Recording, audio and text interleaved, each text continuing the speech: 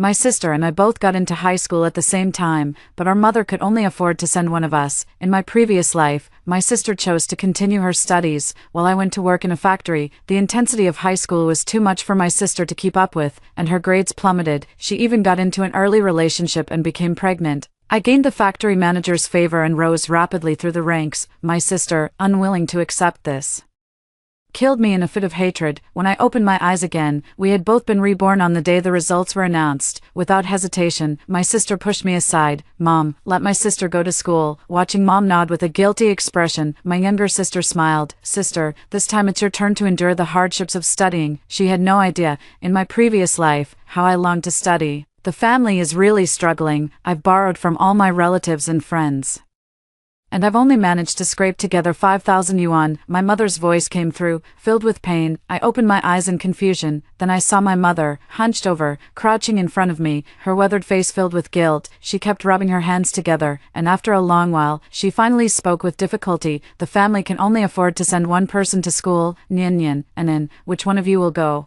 I suddenly snapped back to reality, only to find myself reborn into the summer after my twin sister Joanin and I graduated from middle school. I opened my mouth, but before I could speak, Joanin beside me suddenly pushed me aside with great force, squeezed in front of my mother, and declared firmly, "Mom, let my sister go to school. I'll go work in the factory." I suddenly looked up. Joanin also happened to look at me provocatively. With just one glance, I knew that Joanin had also been reborn.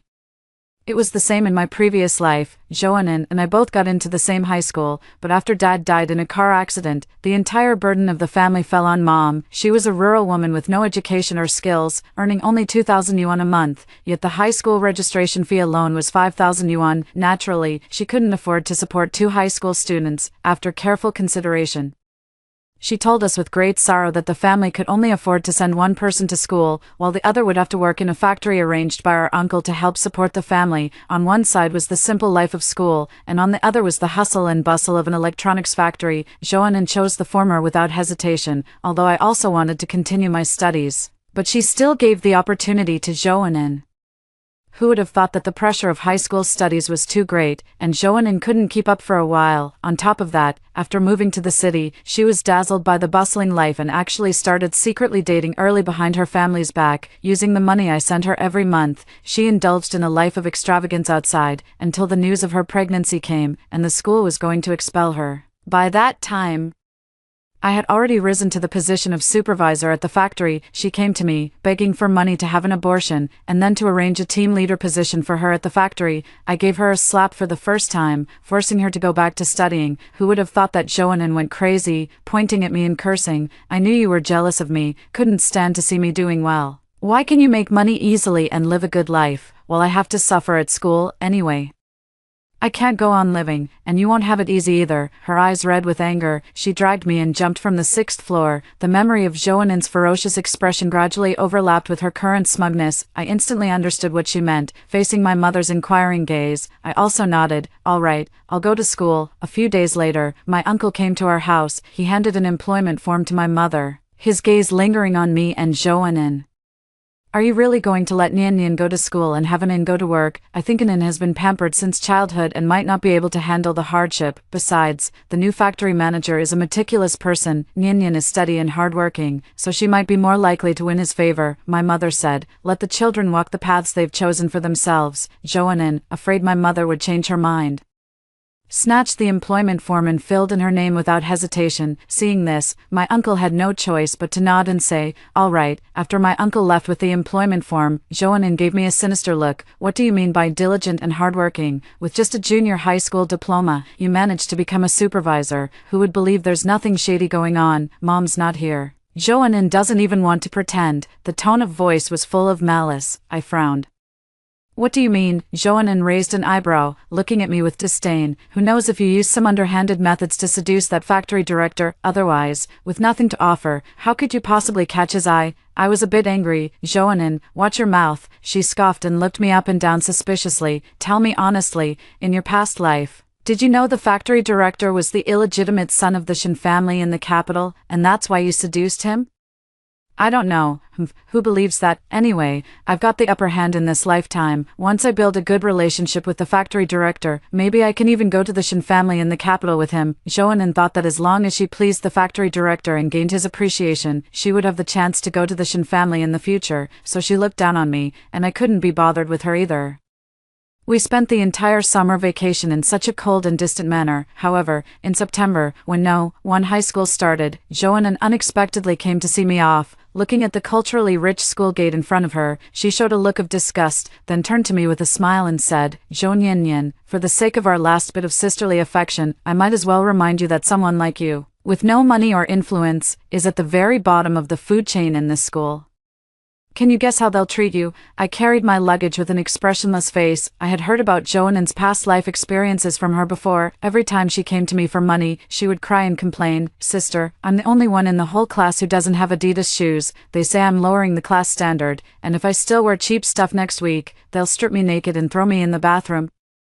Give me some more money. I want to buy each of them a pen." What? You ask me why I want to buy them. If I don't buy them, how can I get closer to them? It's not that I haven't told the teacher, but in order to secure funding, the school treats these rich second-generation students like ancestors. They always turn a blind eye to bullying on campus. Moreover, Joanan's academic performance was very poor, which made the teachers dislike her even more. Perhaps it was because she thought of all the hardships she had endured in her past life. Joanan's expression grew even darker. "Sister, just enjoy the pain I suffered in my past life." With that, she turned and left without looking back. My entrance exam scores were average, so I was placed in class 5. As soon as I entered the classroom, I took up my phone and started recording a video. In the corner, a few privileged kids were roughhousing when they saw me come in. They sized me up from head to toe. Then he said loudly, "Look at the shoes she's wearing. They're all yellowed. She looks as thin as a monkey. If you didn't know better, you'd think she escaped from a refugee camp." If I didn't look closely, I would have thought she was a man. "Hey, country girl, come over and say hello. From now on, make sure to steer clear of US at school." Got it. With that, a few of them stood up and started walking toward me. I expressionlessly turned the camera toward them. Seeing this, the boy at the front reached up to grab it. "Who gave you permission to film us? Turn it off, or I'll make you regret it." I glanced at him, then, speaking into my phone, I said, "Hey everyone, this is my classroom. My classmates are all full of energy, and I'm really looking forward to the next 3 years of high school life." After saying that, stop the recording. The overbearing group was taken aback, exchanging glances, then, frowning, they asked me, "What were you doing just now?" "Recording a video. I'm a lifestyle blogger. I've been at it since middle school and have accumulated nearly 1 million followers." The group showed expressions of shock, eyeing me with suspicion. "Really? 1 million followers? You, dressed in rags? You look like a little country bumpkin from the countryside." I smiled without a trace of flaw. "This is just a persona. A girl from the countryside comes to the city to study. Works hard to succeed on her own." Netizens nowadays love this kind of story. I still don't believe it. "Show me your account. That's personal privacy. I'll show you when we get to know each other better." After saying that, I calmly returned to my seat. It seems they don't intend to hold a grudge over their earlier malice. My calm demeanor, observed by them, made them believe about 70 to 80% of what I had just said. After all, a genuine country bumpkin would likely have been terrified upon seeing troublemakers like them. With my back turned to them, I revealed a sly smile. In my previous life, following the factory director, I gained quite a bit of experience. Deceiving a few high school students is no big deal. They stared at my back for a while, then curled their lips in slight boredom, but didn't give me any more trouble. After all, as a blogger with millions of followers, exposing them online would also cause trouble for them. They may be a bit of a mess, but they don't want to really get themselves into trouble. And, a blogger, isn't that just an internet celebrity? That's actually pretty cool. I was completely unaware of the inner thoughts of these adolescent, chunibi teenagers. The first day of school was relatively relaxed. In the evening, back at the dorm, after washing up, I took out my phone. There were hundreds of videos I had recorded today in the photo album. All of them captured campus life. The high school's management of students' mobile phones is not very strict. In class, even half of the students openly take out their phones. When asked, they say they are recording the lesson to listen to it at home. I organized the recordings and edited them into a video of about 5 minutes. In my previous life, People in the factory often live-streamed their factory diaries to earn extra money. Because I was young and learned quickly, they paid me to help them edit videos. My editing skills have become extremely proficient. I skillfully saved and published the work. After much thought, I gritted my teeth and spent half of my living expenses to buy the recommended package. After finishing all that, I took out my English book, as expected. I remembered all the words on it, in my previous life. I followed the factory manager, starting from dirty and tiring jobs that required no skills, to later running business operations. My biggest regret was my low level of education. The factory manager often said to me with regret, "Nyan Nyan, you're good at everything, but your knowledge is too shallow, otherwise, you could definitely reach even greater heights." So after I earned some money, I started buying books, hiring tutors, and taking online courses. I even passed the CT6 exam through self-study in English. I am responsible for liaising with many foreign clients at the factory. I spent an hour memorizing all the vocabulary from the entire book. I then put on my headphones and listened to an hour of audio practice before finally falling into a deep sleep amidst the excited chatter of my roommates. A month passed by in a fulfilling manner, filled with recording videos and studying. This past month, perhaps because of the deliberate show-offs by the rich kids in the class, my identity as a blogger quickly spread. Of course, some didn't believe it, but on one hand, out of respect for the rich kids' pride, no one exposed me. On the other hand, since these rumors were spread by the rich kids themselves, they naturally exaggerated them to make them sound convincing, and no one doubted their authenticity. She's recording videos with her phone every day. If she's not a blogger, why would she have so much free time to do something like this? Besides, don't be fooled by her shabby clothes. She doesn't hesitate to spend money. Poverty is probably just part of her persona. Hearing these words, I couldn't help but find it amusing. Over the past month, I've indeed been quite generous when it comes to buying stationery and study materials. This is because, in the second week of me documenting my study life, the video suddenly went viral, gaining over 1 million views. Netizens enjoyed watching me study hard and live earnestly, and they liked and followed me in droves. In just 1 month, I gained nearly 100,000 followers. I even received advertisements from 2 snack brands. The money from traffic and ads quickly filled up my balance. Of course, while recording the ads, I also let the second-generation rich kids get a few seconds of screen time. Firstly, it was to thank them for putting so much effort into promoting my persona at school. Secondly, most of these second-generation rich kids are good-looking and well-dressed, which is quite friendly to some appearance-conscious netizens. The second-generation heirs were quite pleased to be included in the shot. Even the way they looked at me became much friendlier. Soon, the end of the month arrived. After the monthly exams were over, the school gave us 2 days off. I traveled for over 3 hours by car before finally arriving home. As soon as I stepped through the door, I heard the sound of a heated argument erupting inside. My mother pleaded earnestly, "Since you have your own salary now, you should save some money for your sister's education. She'll need to pay for tutoring and study materials in the future, and there will be plenty of expenses." Joanne, however, acted arrogantly and domineeringly. "Stop the nonsense and give me this 500 right now. Why does she have it and I don't? Are you favoring her?" In the end, my mom gave the money to Joanne. She took the money, satisfied, and tucked it into her bag. Turning around and seeing me, she raised an eyebrow with a sarcastic smirk. "Oh, the top student of the family is back." My mom turned around and saw me, her expression softening a bit as she immediately stood up and said, "Nyan Nyan, you must be tired from studying. Mom will go make you something delicious to eat." Joanne crossed her arms and sneered, "You even cook delicious food for her. What will you do if she can't even get into a vocational college, now that she's working in a factory?"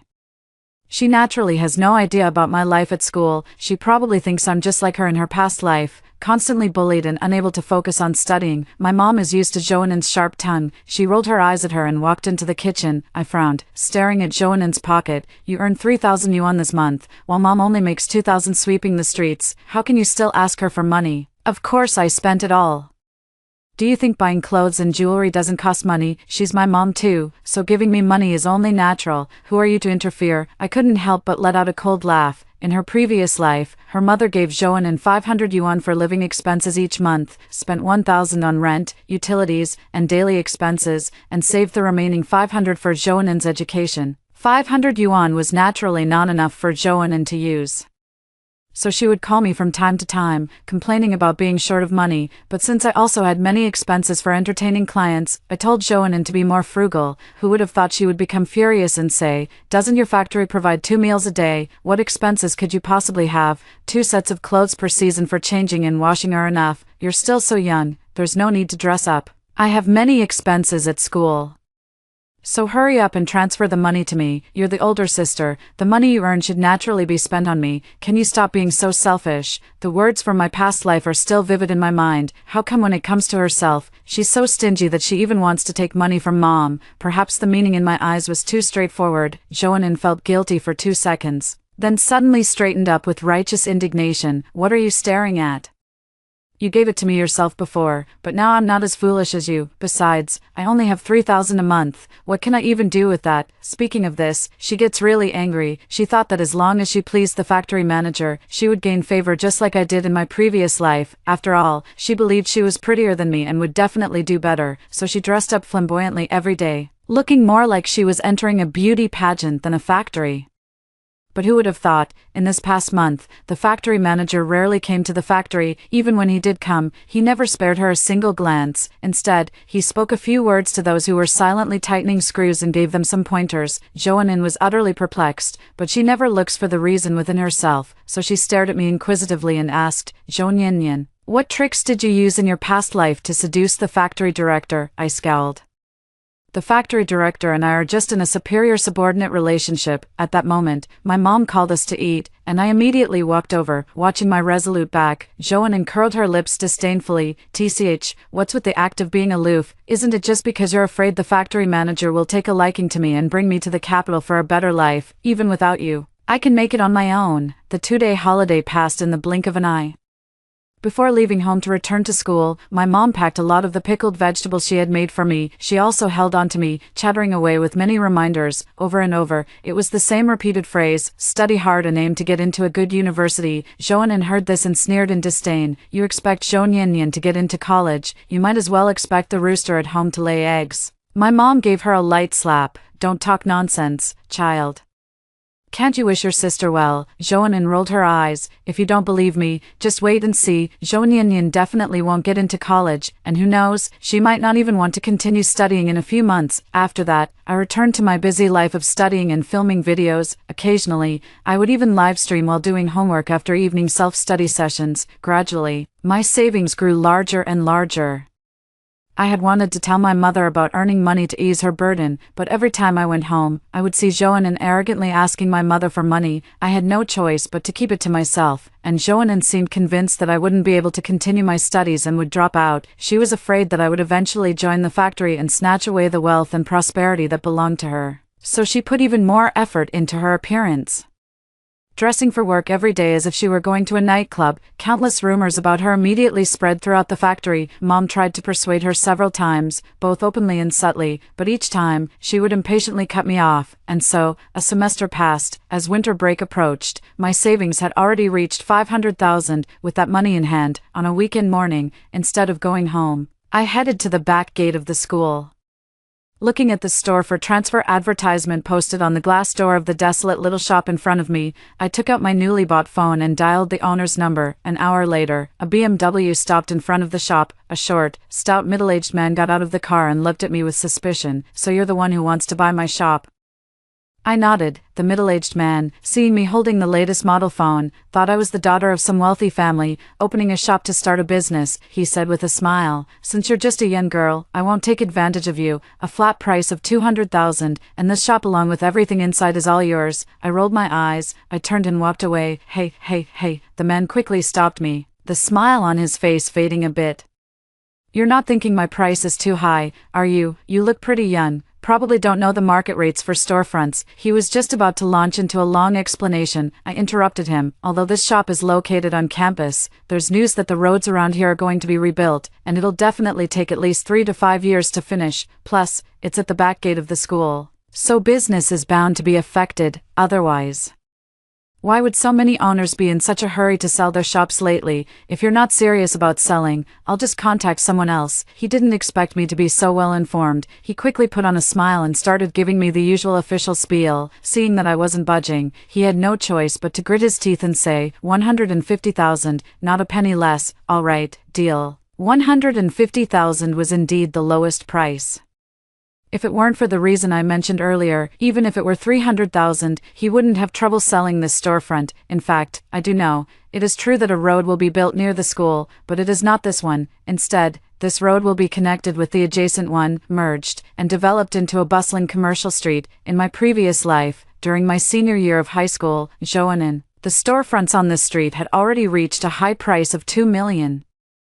I only found out by chance when I followed the factory manager to buy a storefront. After that, I spent another 300,000 to buy 3 slightly smaller storefronts. After handling the store transfer, I finally went home. Who would have thought that as soon as I arrived at the door, I saw my mother rushing out in a panic. When she saw me, it was as if she had found her pillar of support. Grabbing my hand, she said, "Nian Nian, something has happened to your sister.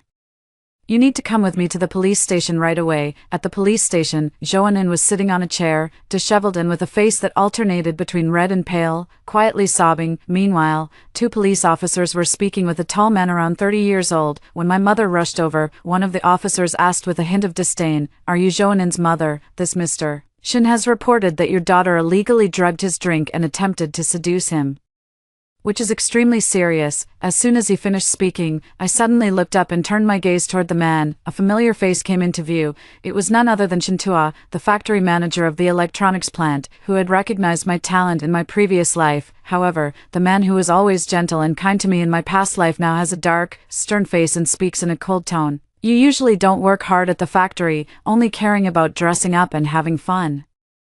I let it slide because you're young, but I never expected you to do something so disgraceful." "Perfect timing. Your mother is here. Let her see what you've dressed up like." My mother stepped forward, her face deathly pale. Seeing Joanin in a lace miniskirt and black stockings, she felt her vision go dark. "Anin, how could you do such a thing? Do you have any shame in front of me and your sister?" Hearing the word sister, Joanin looked up at me. Perhaps it was my calm demeanor, contrasting with her current disheveled state, that made her feel a sense of imbalance. She suddenly stood up, walked over to me in a few steps, pointed at my nose, and scolded me. "Zhou Nian, what right do you have to laugh at me? Weren't you also relying on seducing men to climb up before? How much more noble are you than me?" The before she mentioned refers to my past life, but when these words fell into the ears of others, they took on a different meaning. I didn't have time to speak up and defend myself. The next second, my mother slapped Joanin hard across the face. "Anin, how could you say that about your sister? Apologize to her right now." Joanin covered her face, unable to believe it. "Since we were little, our mother has always doted on both of us sisters. This was the first time he had ever hit her, and it was because of me." She shot a venomous glare at me and my mother, pushing us aside. She ran out of the police station without looking back. Shintua had never intended to hold Joanin accountable. After she ran away, he saw my mother apologizing repeatedly, her gray hair paired with a face full of wrinkles, looking as old as 60. Shintua sighed. "I've heard from the workers that your family is indeed struggling, and it's not easy for you to manage the household. But the child's education still needs to be taken seriously." My mother nodded and bowed. "Yes, yes. My younger daughter is a bit rebellious, but my older daughter is obedient and sensible, and she studies well. She attends a key provincial high school, and her teacher even called to praise her for her hard work." Shintuo's gaze fell upon me. In just an instant, he withdrew his gaze and turned to leave. After the matter at the police station was resolved, my mother and I returned home, only to find that Joanin had not come back. We thought she had just gone out for a while. Little did we know that by evening, as night was about to fall, Joanin still hadn't returned, and her phone was unreachable. At this point, my mother panicked and pulled me along to go out and look for her. Little did we know that before we could even step out of the house, I saw a man walk in through the door. He was dressed in a suit and tie, wearing gold-rimmed glasses, carrying a carton of milk and a box of nutritional supplements in his hands, with a polite yet distant smile on his face.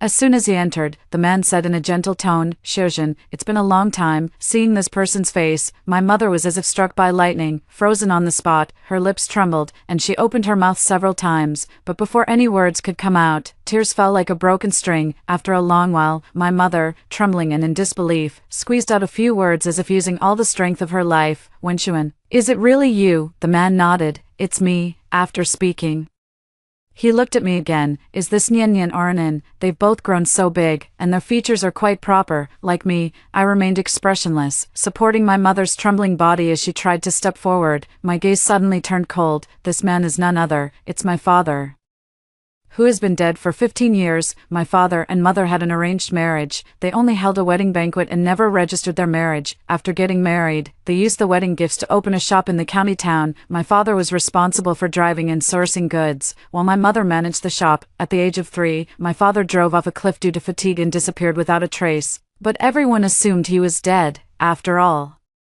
Even the truck was shattered to pieces, let alone a person. My mother was overwhelmed with the immense joy that my father might still be alive and was about to step forward. Just then, another woman walked in through the door. She was wearing a down jacket and had on exquisite makeup, looking about 20 years younger than my mother. As soon as she entered, the woman linked arms with my father and asked with a haughty expression, "Wenchuan, is this your old home?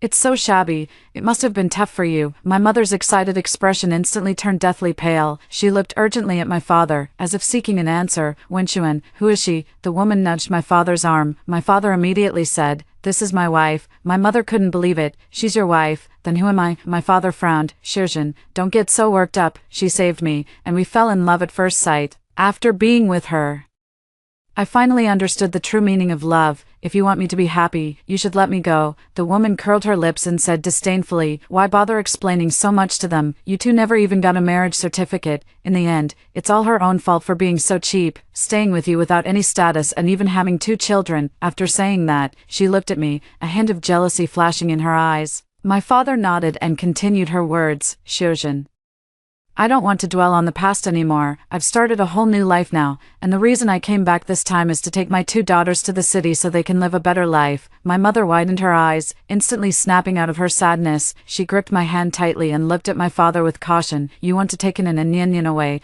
On what grounds? For over a decade, you clearly weren't dead. Yet you hid with another woman and never cared about me or our daughters.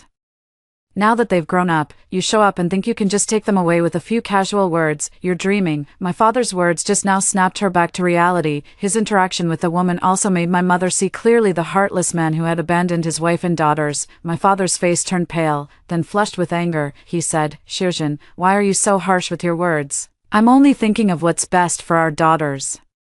I have a house and a car in the city now, and I run a small factory. My life is comfortable and happy. Look at you, your home is bare, and you earn a meager salary every month. How can you support 2 daughters? If you insist on keeping them, you're just holding them back. Do you understand? Our family matters are none of your business. Even if we starve to death or work ourselves to the bone, even if we have to beg, we won't accept any charity from you. Get out, you're just being stubborn."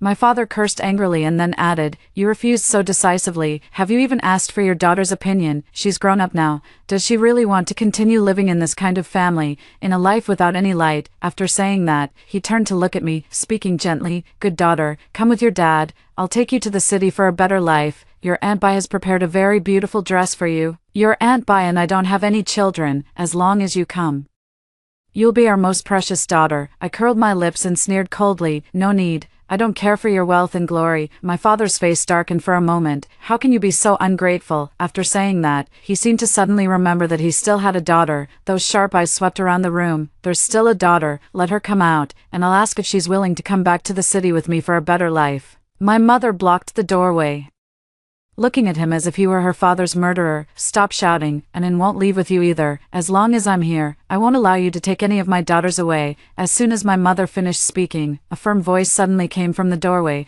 It was Joanin. "Dad, I'm willing. I'll go with you to the city for a better life." My father's face broke into a triumphant smile. He turned to coax Joanin, saying, "That's more like it." He looked Joanin up and down, a satisfied smile spreading across his face. She was still wearing that lace miniskirt at the moment, with her exposed skin looking fair and delicate. Her made-up face appeared a bit more beautiful and refined than mine. The woman surnamed Bai also shook her hand with satisfaction. "This isn't in. She's so pretty. I'm Auntie Bai, and from now on, I'll be your mother. Don't worry, Auntie doesn't have a daughter, so I'll treat you like my own." Joanin nodded obediently. "Okay, Auntie Bai."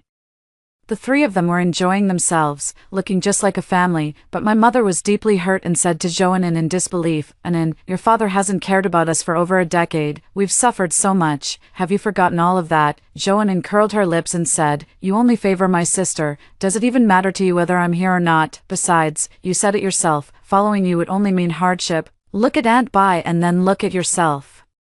What right do you have to stop me from leaving? Is it wrong for me to want a better life? Anin, how could you say such a thing?" Afraid that Joanin might say something else to hurt my mother's feelings, I interjected. "He disappeared for over a decade and now suddenly shows up, urgently wanting to take someone away. Are you really comfortable with that?" As soon as the words were spoken, the woman surnamed Bai and my father's expressions darkened a bit. My father said angrily, Zhou Nianyan, I am her father, how could I possibly harm her? The woman surnamed by also chimed in, exactly, we are adults, and she's just a child, what could we possibly want from her? There's plenty to want, but I didn't say it, I've said all I can. Zhouanin is jumping into the fire pit herself, and I can't stop her. Zhouanin glared at me, Zhou Nianyan, you're just too cowardly and jealous that I can live a good life, ha. You can stay here and keep working your way up through odd jobs. I'm going to the city to be a yen lady. After she finished speaking, she eagerly pulled my dad and Mr. By along. The group left like a gust of wind. Throughout the entire winter break, my mom was gloomy and unhappy. On New Year's Eve, my mom prepared a table full of dishes. The dishes were simple, but they tasted delicious. We sat at the table and opened a bottle of wine. My mother's eyes turned red after just 2 sips, and she said in a hoarse voice, Nian Nian, look at the place we're living in now. It's still a rental that costs just a few hundred yuan a month. I only make 2,000 yuan a month, and my health isn't as good as it used to be. Staying with me has truly made you suffer too much. Maybe Anan was right. If you had gone with your dad, you wouldn't have to live this kind of hard life anymore. Nian Nian, do you think I made a mistake? Not at all, Mom. You're an amazing woman, the person I admire most. After I finished speaking, I took a red envelope from my pocket and handed it to her. She chuckled, you silly child, I should be the one giving you a red envelope, but she didn't refuse it. It felt quite thick, it must have been saved up in small amounts, 1 or 5 at a time, feeling a pang of sorrow. She opened it right in front of me. The next second, she froze in place, her eyes gradually widening in shock, and she stood there stunned for a full 30 seconds. My mom looked at the red envelope filled with 10,000 yuan. She was so shocked she couldn't even speak. Her first reaction was, Nian Nian, you didn't do anything you shouldn't have, did you? I found it a bit amusing. Of course not, Mom. So I told her about the live streaming and video recording I did at school, and even showed her my account. This account now has over 500,000 followers. After a long while, my mom finally snapped out of her shock, a joyful smile spreading across her face. I held her hand. Don't be sad anymore, Mom. From now on, I'll make sure you live a good life, better than Dad and Anan. Once we had money, most of the troubles in life were easily resolved. My mother didn't grieve for too long over Zhouanen's departure. First, there's my company, and second, if Zhouanen is doing well, what reason does she have to be sad? As for my dad, she's thought it through even more clearly. He's just a man who abandoned his wife and daughter. What's there to be sad about? After my persuasion, my mother quit her job of sweeping the streets. With that money, she rented a house near my school and used my storefront to open a stationery shop. This way, she could have an income while also conveniently taking care of me, with no more worries. I threw myself wholeheartedly into my studies, 24 hours a day. Aside from eating, sleeping, live streaming, and editing videos, I study for over 15 hours. The knowledge accumulated from my past life, combined with my diligent study in this one, has allowed my academic performance to improve by leaps and bounds. I have firmly secured the top position in my grade, even with each exam. The scores kept improving, and so it went until the final year of high school. After the road outside the school was repaired, many mid to high-end shops were introduced. Once the news of building a commercial street was announced, plus, there's a school called Dizhong nearby, the storefronts on the street suddenly became highly sought after. Countless bosses called me, wanting to buy the 3 small storefronts and that large storefront in my possession. The price offered was getting higher each day, but I turned them all down. Until one Saturday, I received a phone call. The other party got straight to the point and introduced themselves. Hello, I'm Shintua. I'd like to discuss the sale of the 4 storefronts on Haijia Street with you, at the milk tea shop outside the school gate. Shintua looked at me in my school uniform and couldn't help but show a rare expression of surprise. It's actually you, Mr. Shin still remembers me. I've always had a photographic memory for faces. I smiled non-committally. Shintua did not show any contempt towards me because of my identity. I then straightforwardly said, Mr. Shin, the 4 storefronts I have in hand only require this amount. After speaking, I extended 5 fingers, 5 million. Shintua showed a surprised expression again. As far as I know, the prices of storefronts on Haijia Street have been skyrocketing. I believe you've received higher offers. So why are you still selling it to me at a low price? He wasn't afraid that I would cause any trouble. After all, compared to him, my experience is far less. Perhaps it's because I want to owe Mr. Shin a favor. Shintua was not surprised at all. What do you want? I saw in the news before that the old man of the Shin family passed away, and the Shin family is dividing the property. Shares that originally wouldn't have been sold are now being offered. Given my status, I certainly don't have the qualifications to buy these shares. I'd like to ask Mr. Shin to do me a favor. The news didn't actually make it that clear. All these things were what I learned in my previous life by following Shin Tua and listening to him. After the death of the Shin family patriarch, the family was in turmoil, with everyone clamoring to divide the inheritance. The stock price naturally continued to fall. Some shareholders began to sell off their holdings, but I knew that before long, Shin Tua was brought back to the Shin family. And after taking over the company, he not only revived it but even took it to new heights. Those who bought shares of the Shin family company at low prices in the past have seen their value multiply several times over in just a few years. Of course, even though the Shin family is in chaos now, but not just anyone can buy the shares. Shin Tua gave me a deep look. You're quite well informed. So, does that mean you agree, Mr. Shin? He shrugged. I have no reason to refuse, after all. Those selling the shares are his so-called uncles. He just needs to act as a bridge between me and those people. Let me connect with them and buy their shares. Who cares who it's sold to? After the deal was settled, Shin Tua sent over the contract not long after. As the seal was stamped, the heavy stone in my heart finally settled. With 5 million, I bought 4 million worth of shares. The person from the Shin family responsible for dealing with me thought I was a fool. But I knew that within 5 years, this 4 million would turn into a fortune coveted by many. The protagonist who changed all this, Shin Tuatsai, is sitting right in front of me at this moment. After the lawyer left, Shin Tua stood up to leave as well. I quickened my pace and caught up with him. After thinking for a long time, I still spoke up to remind him, Mr. Shin, although I have great faith in and admiration for your abilities, I must remind you that the person you trust may one day be the one to stab you in the back most viciously. Shin Tua raised an eyebrow in surprise. What do you mean by that? Nothing much. I was just studying history recently and came across those treacherous officials around the emperors, and it suddenly struck me, even an emperor, revered by thousands, cannot trust everyone. The higher one climbs, the lonelier one might become. I hinted at it subtly. In his previous life, after Shin Tua was brought back to the capital as an illegitimate child, he endured many disdainful looks and schemes. The only person he could trust was Uncle Zhang, who had struggled alongside him in Yuqing, but he never expected that Uncle Zhang had already turned against him. In the first year he took over the company, Uncle Zhang set a huge trap for him, nearly landing him in prison. After giving my reminder, I smiled and waved at him, then turned and left without looking back. Shin Tua watched my retreating figure with a thoughtful expression. Not long after he bought the storefront, a merchant moved in and began renovations. When the store opened, after Shin Tua personally cut the ribbon, he surprisingly invited me to a meal for the first time. I'm about to return to the capital. You're quite an interesting young lady. I hope we'll meet again in the future.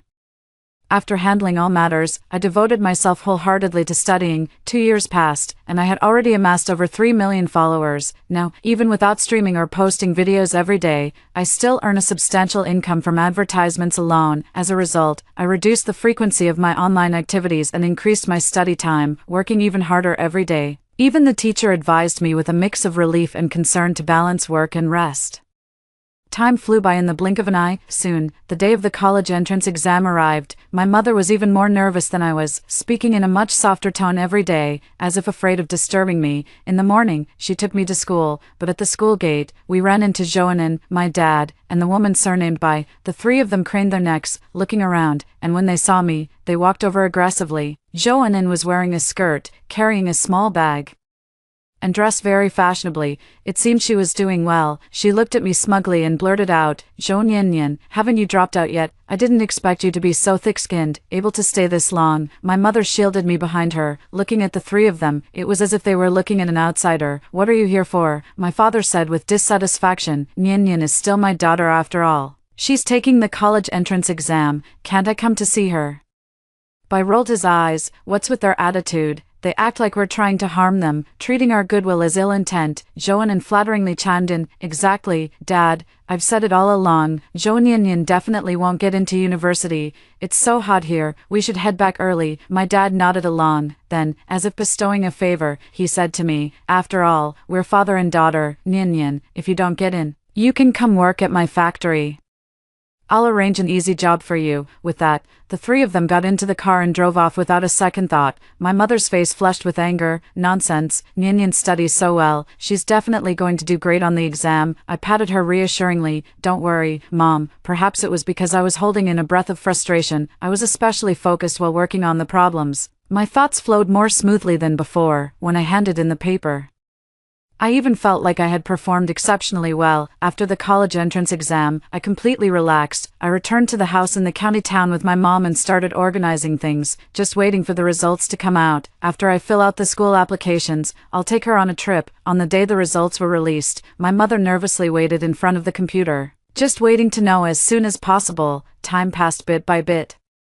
Just as my mom and I were about to check the results, suddenly, a burst of giggling and laughter came from outside the door. How did it go, Zhonyan? What score did you get? Then, Zhouanin and the other two came in again. They swaggered through the door. Each face bore a hint of amusement, some more, some less. Zhouanin plopped down into a seat. Zhonyan, have you checked your results yet, Dad? Aunt Bai. And I came in person to see your scores and congratulate you. I said expressionlessly, I was going to check, but you guys came and wasted my time. Zhouanin curled her lips. That sounds nice, but you just did poorly and are too embarrassed to check. The one surnamed Bai said hypocritically, don't say that, Nyanyan must have done well. Her, even if she gets into college, isn't she still destined to work for others? Not like me, I don't worry about food or clothes now. I'm already living the life of a wealthy young lady. After she finished speaking, a flicker of disgust passed through Bai's eyes. My father also fell into a rare silence, but Zhouanin remained completely unaware, still chattering away, showing off to me. Just then, on the road outside the door, several cars came to a stop one after another. A group of people hurriedly got out of the cars, then they started putting up banners and playing music. The man in the lead, dressed in a suit, spoke in a high-pitched voice, "Is Zhonyan at home?"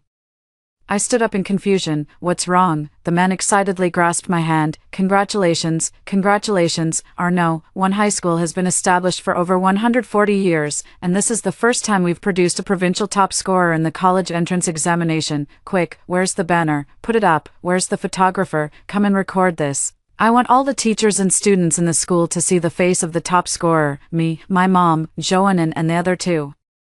Zhonyan, the top scorer in the college entrance exam, is that even real? Zhouanin blurted out without thinking. As soon as the words were spoken, she was unceremoniously pushed aside by the principal and others, who were clearly displeased. Get out of here, what kind of cold-hearted talk is that? The scores are right there in black and white, how could they be fake? Zhouanin and the others looked at each other. Their expressions were extremely unpleasant. After a long while, she gritted her teeth and said, what's the use of being the top scorer in the college entrance exam? My dad is rich. I'm definitely going to have a better life than you. She turned her head, only to meet the frustrated expressions of her father and Aunt Bai. Both of them were filled with regret, thinking, why didn't we try harder back then? Perhaps the top scorer in the college entrance exam would have come from their family. As a result, their expressions toward Zhouanin turned displeased. They are twin sisters from the same mother. Why didn't Zhouanin become the top scorer in the college entrance examination? They spent so much money and raised her for so long. What a waste. Of course, Zhouanin knew nothing about all of this. She is still immersed in her princess dream. The three were left out in the cold, feeling awkward, and soon slunk away in embarrassment. My achievement as the top scorer in the college entrance exam quickly spread far and wide. Relatives from the past came to visit one after another. The school also made great efforts to promote my success. Naturally, my followers on my self-media account also found out. For a moment, they all went wild. Holy shit. I've been following this blogger for 2 years and have always admired her self-discipline. I believed she would succeed, but I never expected her to become the top scorer in the college entrance exam. That's absolutely incredible. Guys, can you even imagine? The study blogger I've been following for 3 years turned out to be the top scorer in the college entrance exam. Does this count as a successful investment? Oh my god, I'm so excited, looking back at the blogger's old videos now. I feel so fired up that I can't wait to sit up and start studying with her right away. The top scorer in the college entrance exam personally recorded a vlog for us to watch. Mom, I've made it. Who would have thought that the blogger I casually followed 3 years ago would become the top scorer? Suddenly, I feel a sense of shared pride. What's going on? As a result, my follower count suddenly skyrocketed. All the videos I recorded before have gone viral. By the end of the summer vacation, the account already had tens of millions of followers.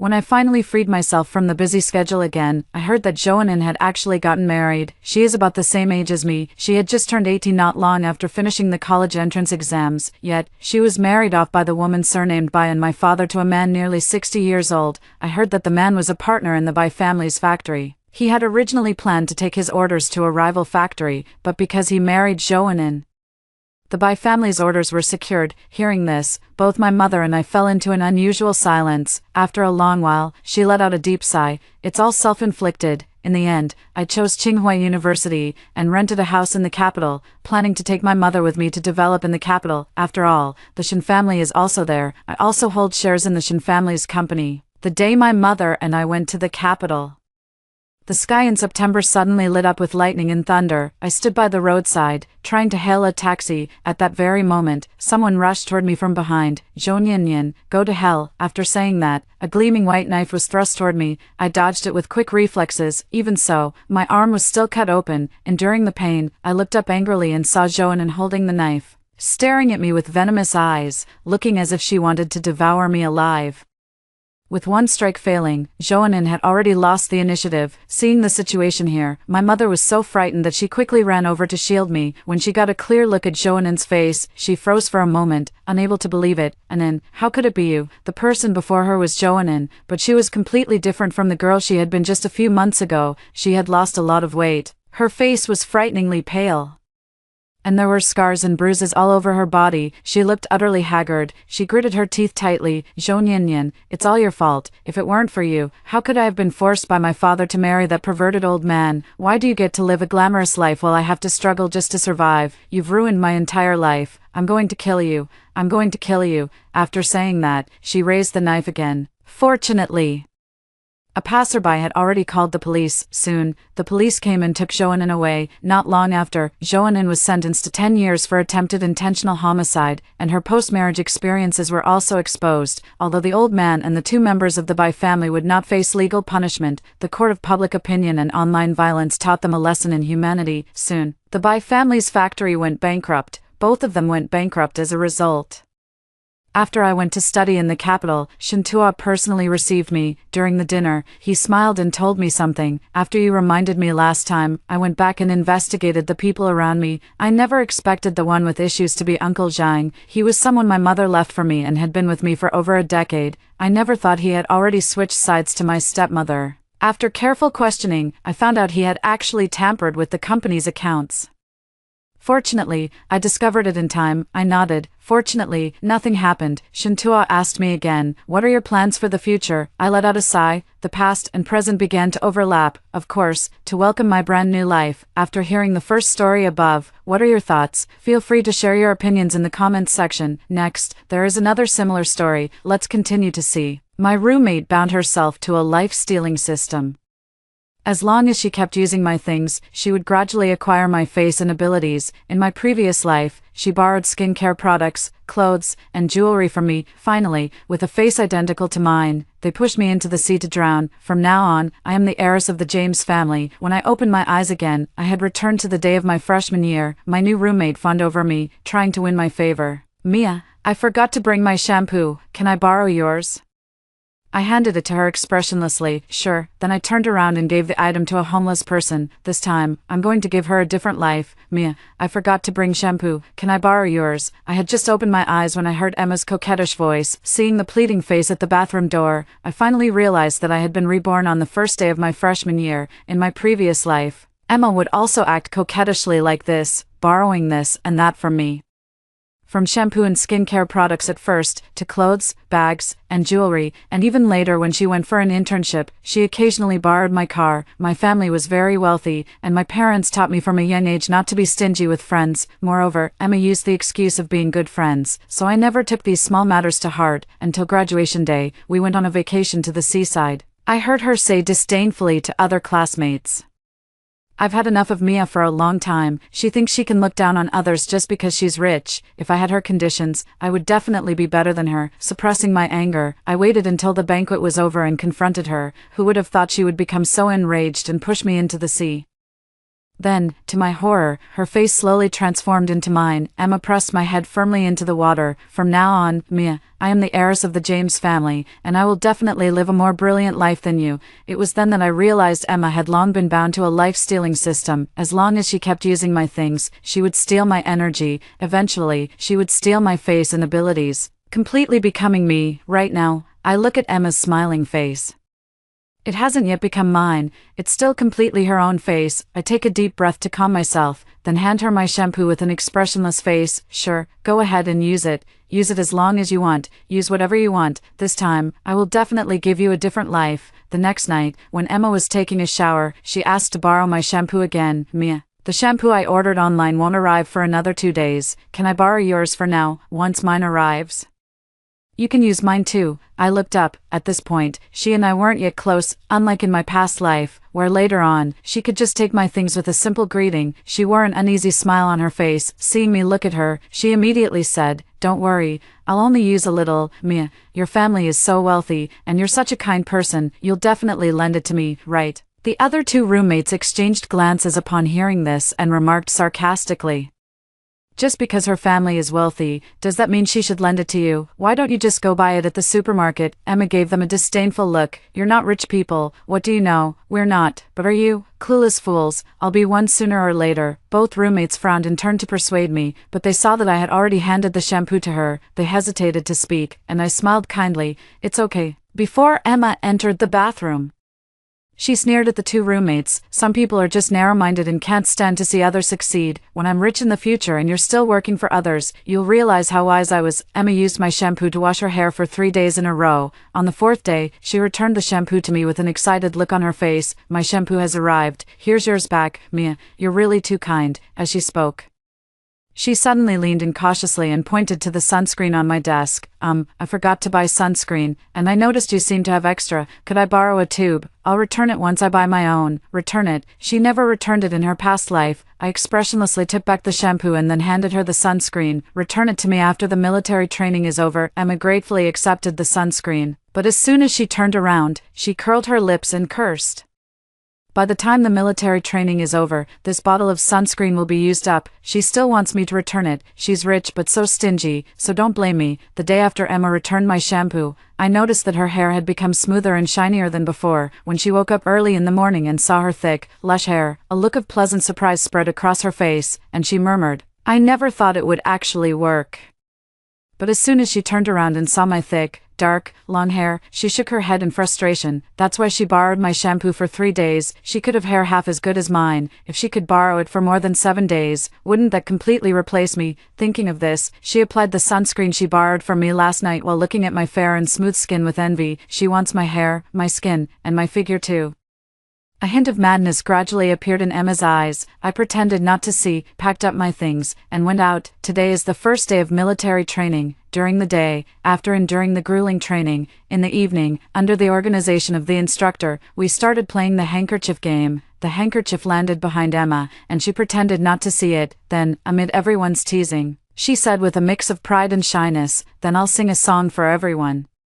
Her voice was pleasant, but it lacked any technique. Even several notes seemed to have run off to the Himalayas, especially since the performer before her was Jiang Huan, who had studied music. In comparison, she appeared even more ordinary. The classmates were quite honest. There were hardly even a few people to applaud. After Emma finished singing, seeing that no one praised her, she stamped her foot angrily and glared at Jiang Huan. Then, while I wasn't paying attention, she threw the handkerchief behind my back. She did it on purpose, because long before the start of school, she had heard my work on Quanming Keigo. It was simply a howl of ghosts and wolves. It was more than 10 times worse than hers. In my previous life, I indeed casually sang a song, and then I received a chorus of ridicule. Emma didn't seem as awkward in the background, but now, holding the handkerchief, I turned and pulled a ukulele from my backpack. "Let me play a tune for everyone."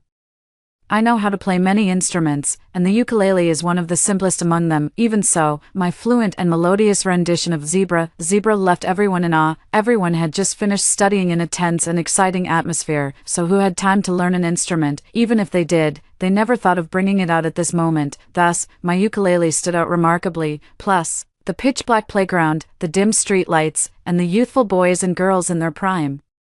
As I finished playing, everyone erupted into thunderous applause. Even those from other companies came to listen to me play the piano. The enthusiasm of everyone stood in stark contrast to the indifference they had shown toward Emma just moments before. Perhaps others didn't notice, but Emma, squeezed into the corner, clenched her fists. After I finished playing, the instructor praised me, saying, "Excellent, you played very well for the military training performance."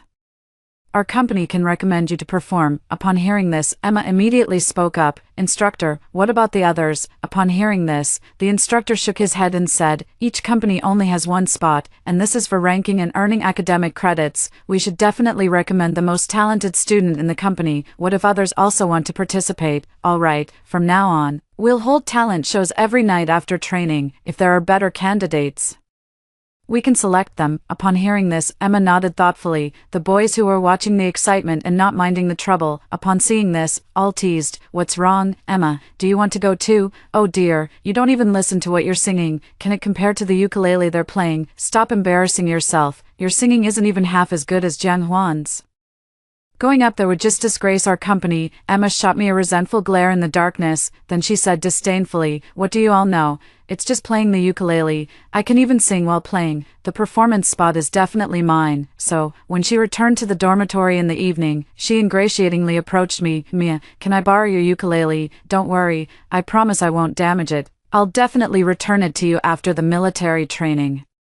Looking at her calculating gaze, I chuckled softly. Sure, the military training lasted for half a month. For the past 2 weeks, Emma has been carrying my ukulele with her every day. She takes it with her to meals, to military training, and even sleeps with it in her arms. Seeing this, her roommate teased her, if you can't play it, just return it to me sooner. What's the point of carrying it around every day? It's not like you can learn to play it just by holding it for a few days.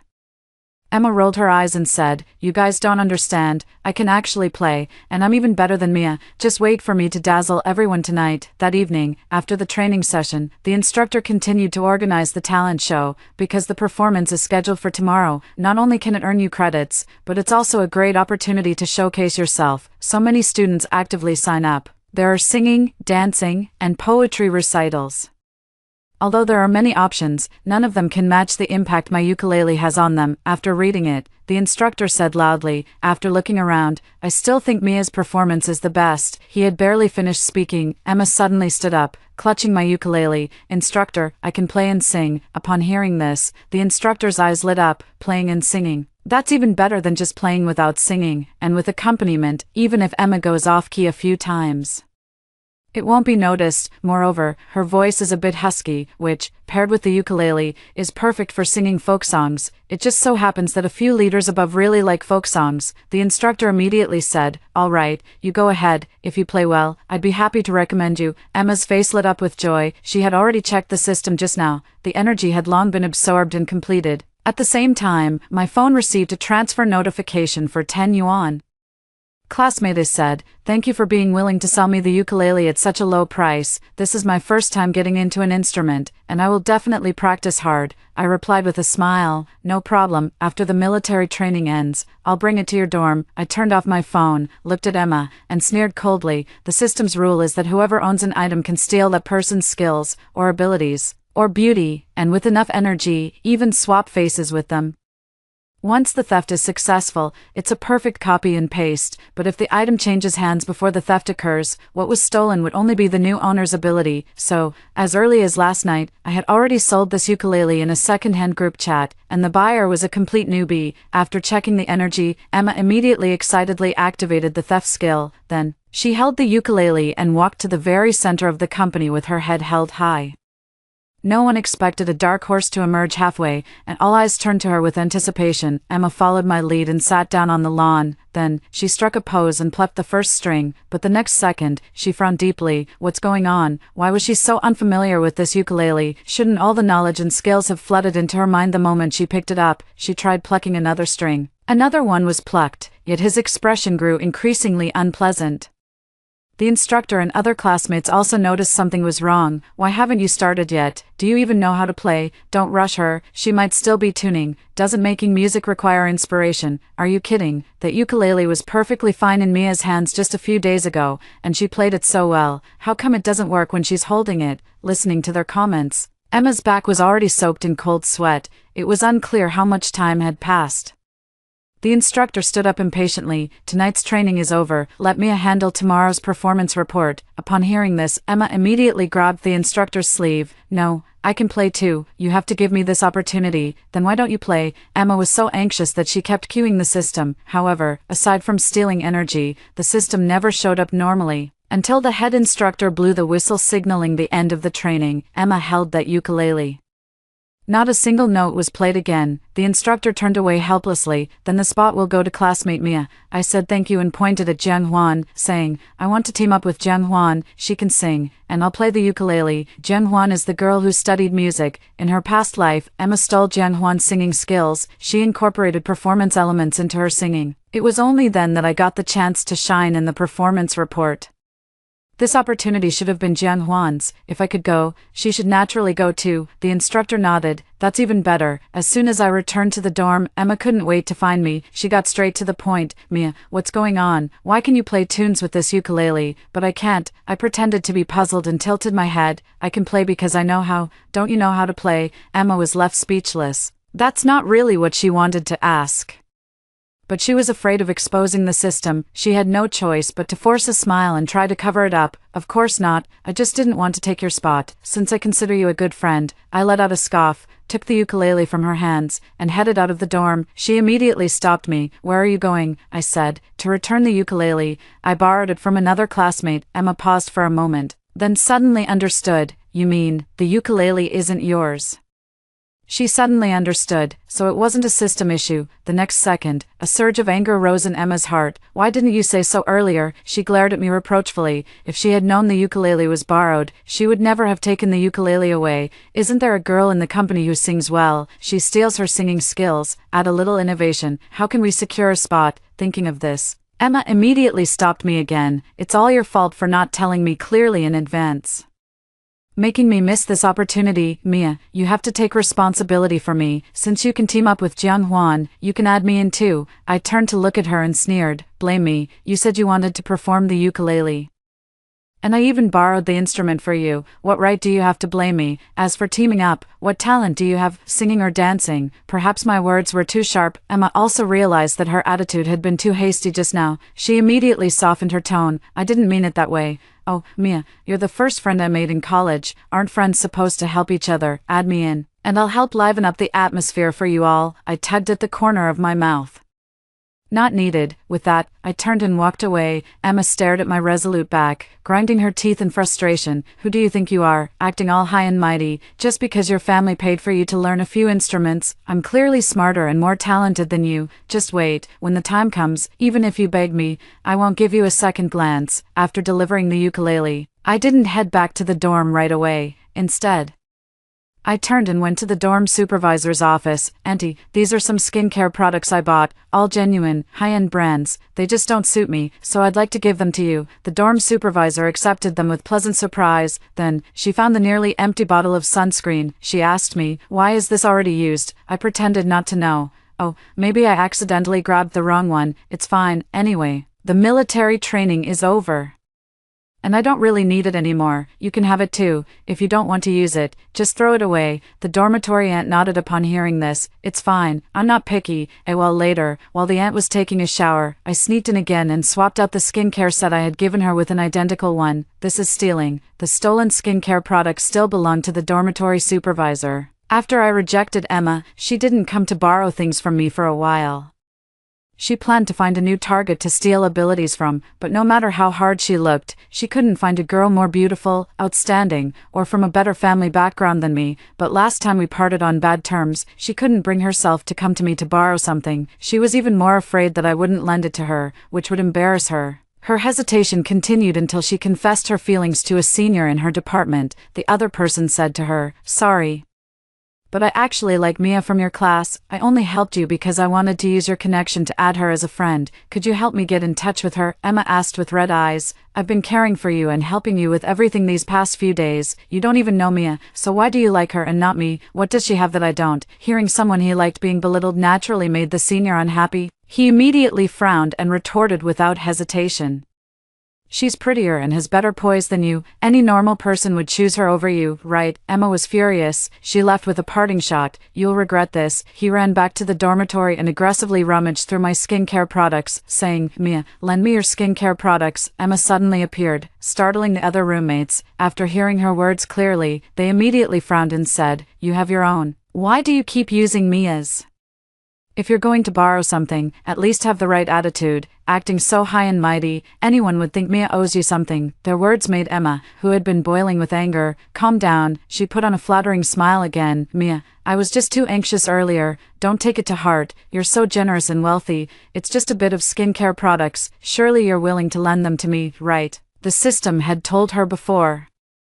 As long as she uses enough of my skincare products, she can steal my beauty, becoming fair-skinned and attractive, with delicate features. I leaned back in my chair, smiling faintly as I said, "What makes you think I should lend it to you?" Emma immediately grew anxious. "You're so wealthy, yet you're so stingy. Aren't we friends? How can you be so unfriendly?" The other two roommates, upon hearing this, were about to retort. At that moment, I added, "My skincare products cost thousands of dollars each. I can't just let you use them for free, can I?" Emma really wanted to curse, but for the sake of beauty, she endured it. "What do you want then?" "This week's off-campus practical activity for the dorm. The three of us don't want to go. You can do it for all of us by yourself." As soon as I finished speaking, Emma immediately jumped up in protest. "It's over 30 degrees outside.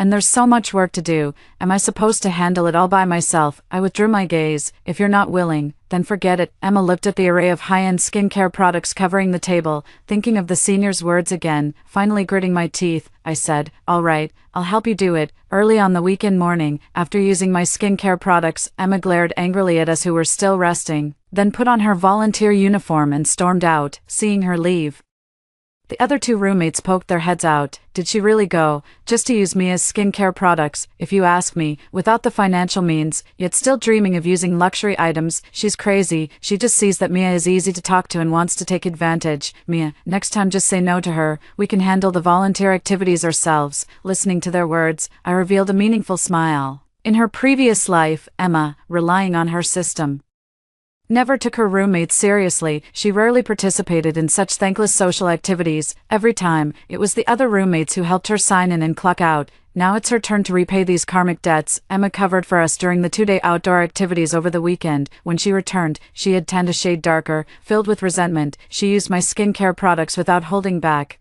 I followed her. Perhaps it was my calm attitude that made her feel the relationship between us had eased. After that, she began openly asking me for things, and each time, I would have her run errands or attend classes on our behalf. It's not that I haven't thought about refusing her, it's just that even if she doesn't steal from me, she'll target others. After all, stolen things are irreversible, rather than letting her harm others. I'd rather deal with her myself. Half a semester passed in the blink of an eye.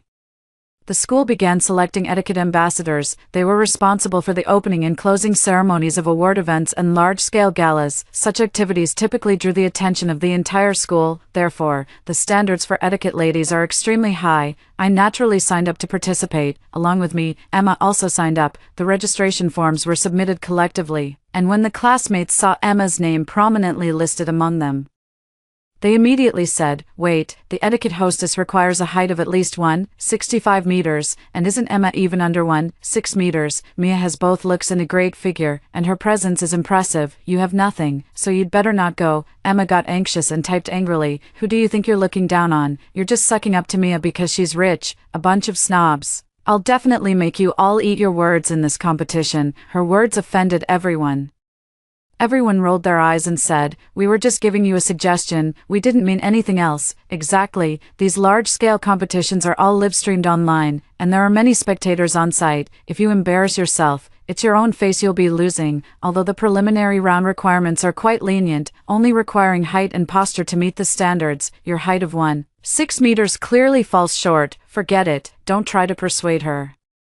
It's like trying to reason with a mad dog. I think Emma has gone crazy. Emma's gaze was icy, her teeth clenched as she muttered a few low curses. Not long after, I finished washing the clothes and came in from outside. Emma rushed over to my laundry basin as if she had found a lifeline, frantically rummaging through it. "Mia, I signed up for the etiquette pageant, but I don't have any nice clothes. Could you lend me 2 outfits?" Before I could even speak, the other 2 roommates pushed her away.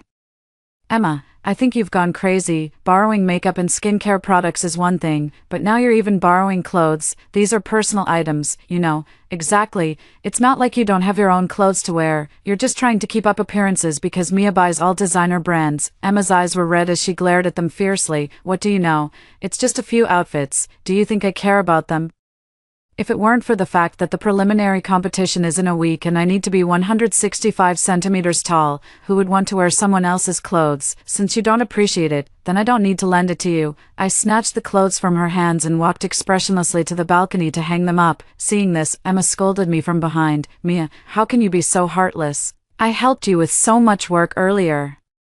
What's wrong with borrowing 2 sets of clothes from you? It's not like I won't return them. This is my stuff. Lending it to you is a favor. Not lending it is my right. Stop trying to guilt-trip me with your twisted logic. Emma glared at me with resentment. Originally, the system had told her, as long as enough energy is accumulated, she could even replicate a face identical to Mia's, yet she was still hesitating. Now, seeing my attitude, she stared at me gloomily for a long time before finally gritting her teeth and saying, "System, I want to replace Mia and make her disappear from this world forever." Emma, of course, would not give up so easily. She could only rely on the system to become taller and more beautiful in a short time. She could have easily chosen someone else, but I had suppressed her in every way, and her heart had become twisted with jealousy. Surpassing me had become her obsession, since I refused to lend it. She decided to steal it, so that night, I quietly lifted the bed curtain, and saw Emma as if she were sleepwalking, standing on the balcony, wearing my clothes. The scene was so bizarre, I fell silent for 2 seconds. Without hesitation, I took out my phone and recorded the moment. A week later, the preliminary round for the etiquette competition soon arrived. Only Emma and I from our class had signed up. But everyone was very interested in the competition, so almost the entire class showed up. Originally, Emma and I were supposed to travel together, but the incident of borrowing clothes last time ended very unpleasantly. Emma no longer conceals her hostility towards me. Seeing me, she rolled her eyes and didn't even want to acknowledge me. My roommate was speechless. She's the one who's angry. What kind of person is that? I've never seen anyone so bizarre. Emma heard her muttering. He sneered. You're still trying to curry favor with Mia, but soon she'll be nothing. By then, you won't even have time to try and win me over. I couldn't be bothered with her and went backstage to change, but I found that the evening gown I had brought had a large cut in the waist. It was almost unwearable. At that moment, Emma walked in carrying a bag of clothes. I looked at her expressionlessly. You did this. We had already torn off all pretense of cordiality. Perhaps Emma already had other plans in mind. She didn't even bother pretending anymore. Yes, I cut it, Mia. The champion of this competition can only be me. You should just drop out now. I looked her up and down and said, even if I withdraw, do you really think you have what it takes to win the championship? Emma was speechless for a moment. Mia, who do you think you're looking down on? Don't assume everyone is like you, thinking you can look down on anyone just because your family has money. This time, I'll show you that even without money, I can still beat you. Just wait. This is only the beginning. After saying that, she took an S-sized evening gown and walked into the dressing room with her head held high, and after she went in, I immediately took out a new dress from the closet, and I requested the organizers to postpone my performance to the last slot. When Emma came out of the dressing room, I was no longer there. She snorted smugly, then took a deep breath and tried to pull up the zipper of her dress. It wouldn't budge. She is 158 meters tall and weighs 120 pounds, so an S size is simply too small for her to fit into. At that moment, other contestants entered the dressing room. Seeing her in this comical state, they couldn't help but laugh and say, "You can't even fit into the dress. Are you going to make a fool of yourself on stage?" Emma glared at her fiercely, sizing her up from head to toe. "Your legs are so thick, and you have the nerve to laugh at me." The girl's face flushed red.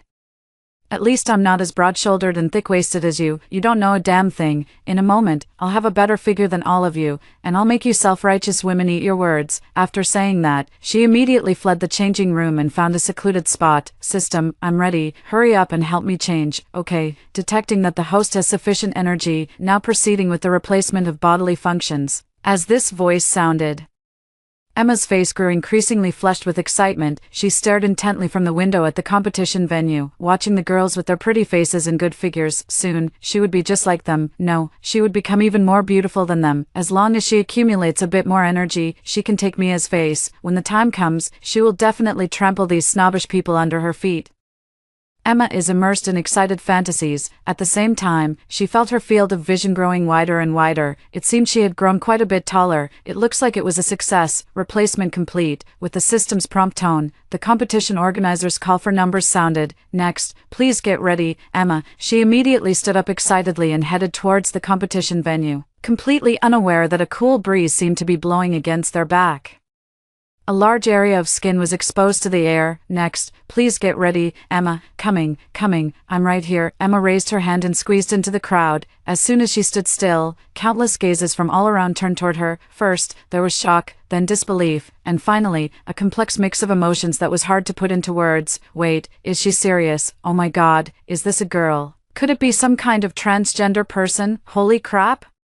What they're wearing is way too avant-garde. I feel like my eyes have taken 10,000 points of damage. Whispers spread all around. Emma, however, simply assumed they were all stunned by her beauty. She confidently walked onto the stage. As soon as she stood still, the 5 judges on the panel immediately spat out a mouthful of water. They looked at the registration form again and again, repeatedly confirming, "Classmate, did you come to the wrong competition?" Emma raised her head confidently, ready to showcase her graceful figure. Suddenly, the live camera swept over her, projecting her image onto the big screen. Emma glanced at it and was struck as if by lightning, freezing on the spot. What's going on? Where was the fair, flawless skin she had always dreamed of? Why had it become mottled and wrinkled, resembling the skin of a 50-year-old woman? Her long, slender legs and waist, which she had been so determined to achieve, had become thick and sturdy, almost like a man's.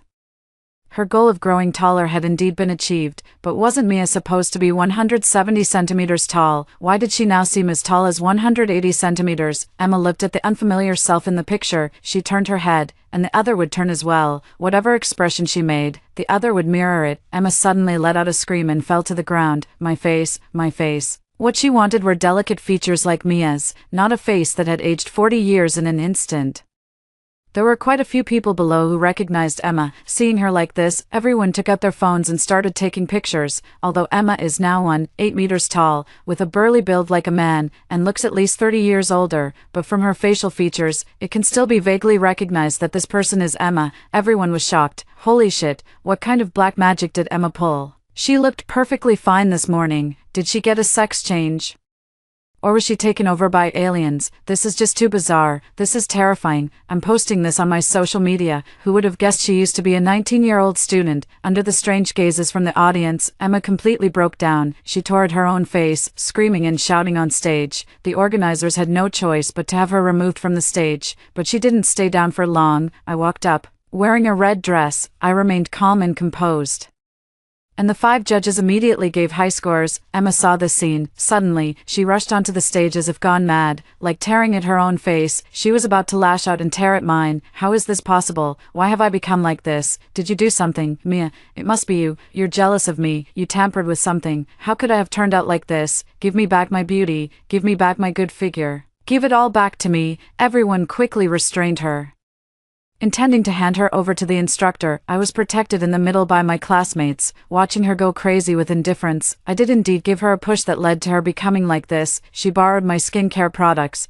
but I had already given them to the dormitory auntie in her 50s. As for the clothes she secretly wore in the middle of the night, I also packed them up last night and gave them to the homeless person at the school gate. Although he is a man, the homeless person can still keep warm by cutting and sewing his clothes together, which is better than using old newspapers. Mia, you bitch, I will make you pay sooner or later. As long as I'm alive and you're still in this school, I won't lose. Everything you have will be mine eventually. Just you wait. I will make you suffer 1,000 times more than I am now. Emma was still shouting at the top of her lungs. Suddenly, I took out my phone and projected the video of her secretly wearing my clothes in the middle of the night onto the big screen. Amidst everyone's stunned silence, I pointed at Emma and said, "As you can see, she's mentally unstable and may have been injected with some kind of virus, causing physical changes. I suggest calling the police and sending her to a research institute to thoroughly investigate what virus it is." Hearing the suggestion to call the police, Emma calmed down.